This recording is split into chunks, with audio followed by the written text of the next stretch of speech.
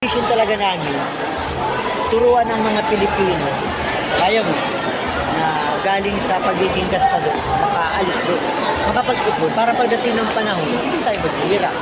Okay? So, ngayon, meron akong ituturo sa iyo na nakatulong sa akin. No? Kung bali 11 years na ako dito sa company, dito sa Alchi, yung ginagawa ko. Ito na ako sa iyo. Pag narinig mo yung salitang kalayaang pinansyal, ano yung nasa isip mo? Gandang andun, sir. Wala. Kasi unang-una, kalayaan eh. Lahat magagawa mo na. Oh. Ang financial naman, about sa pera eh. Sa pera, yun. So, yun ang tinuturo namin. Paano ka magkakaroon ng makalaya ka dun sa kahirapan at magkaroon tayo ng pera na malaya tayo. Halimbawa, birthday ngayon ng anak, kung sabi mo, ito, may pera tayo. Pero pagkatapos na, paano na susunod? Pag sinabing financial na kalayaan, wala tayo ng responsibilidad. Ibig sabihin, kahit hindi tayo magtrabaho, may perang magtatrabaho. Diba, maganda yun? Yung pera ang magtatrabaho. So, yun ang mangyari. Halimbawa, may ipong kang pera. Halimbawa lang to, 6 million. Yung pera yan, no? Inipon mo yan. Yung 6 million na yan, kapag yan ay nilagay mo sa 10%, tutubo yan. Tutubo yan. Taon-taon, kumikita ka dyan ng 600,000. So, kahit hindi ka na magtrabaho, may perang nagtatrabaho. Para sa tayo. Okay. So, yan ang ibig sabihin ng financial freedom. Meron kang pera na nagtatrabaho sa iyo kahit hindi ka na nagtatrabaho. Okay. So, ngayon, tingin mo kaya, paano kung halimbawa sa tingin mo, wala ka pa ngayon dito sa financial freedom, wala ka pa ngayon nagtatrabaho. Baka nandito ka ngayon sa kabila. Ano naman yun? Financial limitation. Ano naman yung limitadong, ano ibig sabihin naman ng financial na limitado? Ibig sabihin, tatrabaho tayo kasi kailangan natin ng pera, kailangan natin ng pera. Pero ito ngayon, paano pag nawalang ka nito? Wala kang kita. May problema. Malaki. Ano problema? Paano makakain ng pamilya, paano malusugan? Paano makakain? Paano pagbayad sa bahay? Paano pag nagkasakit? Paano pa pag-aralin? Diba yun ang problema natin ngayon dyan. Kaya ngayon, kung nandito ka ngayon, tatrabaho ka, pero ang daming problema, ang purpose mo ngayon, baka dito, baka makapunta ka dito. Okay, paano dyan? Para makapunta ka dyan, meron ako share sa yung konsepto. Itong tinatawag na X-curve. Okay, parang asawa mo, ex-wife. Ito naman, X-curve. Sa buhay natin, meron dalawang linya. Itong linya pataas. Yan yung linya ng pera. Habang bata pa tayo, dati, ayun, di ba? Dapat nag-ipon. Ipon. Para pagdating ng panahon, may pera tayo. May mga ulang. Kaya lang, hindi madali mag-ipon. Kasi itong may linyang pababa, itong blue. Okay. Ito naman ang trabaho naman ito. Sa halip na makaipon tayo, hindi tayo nag-ipon kasi ang dami natin mga bayarin. Daming gastos. Yan, mga gastos. Marami tayong responsibilidad. Pero ang goal mo dito, dapat ito ibaba mo yan. Makababa yan. Pag bumaba yan, tataas kung okay. So ngayon, itong linyang ito, meron itong tatlo. Mayroon itong stages na 4. Okay, ang unang stage, ang responsibilidad mo, halimbawa, ang kailangan mo ng pera ng 6 million para mabuhay sa kanya mo. Pero wala kang ipon. Okay, yan ang unang stage. Pangalawang stage, meron ka nang naipon. Halimbawa, may naipon ka ng 2 million. Magkano ang responsibilidad mo ngayon? Bababa na ngayon yung galing sa 6, magiging na siya po. Ang stage nila naman, nakaipon ka na ngayon, ng 4 million na yun. Magkano ang responsibilidad mo 2 million? Pag na-hit mo na yung 6 million, ito yung ipon mo, magkano ang responsibilidad mo? Wala na, zero na. Bakit? Kasi yung pera mo ngayon dito, ang pa.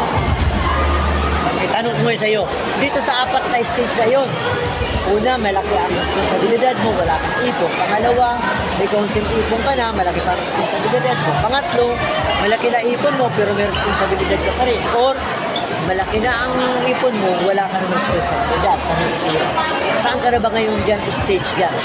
1, 2, 3, or Sa ngayon, sir, 4? Yes, sir. para sa akin, binigyan niyo ako ng sample.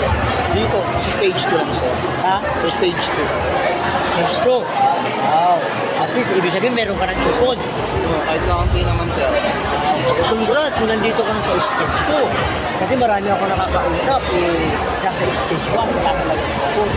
Pero kung may ipon ka na, tuloy mo lang yan hanggang makarating ka. Tanong ko sa'yo, kailan ka maganda makarating dito sa stage? Pagbata pa o pagkatanda? Kung bata pa, sir, kailangan matutunan ng mag-ipon para pagdating ng panahon, meron siyang meron siyang makukuha pag kailangan siya, may emergency na gawin. Yes.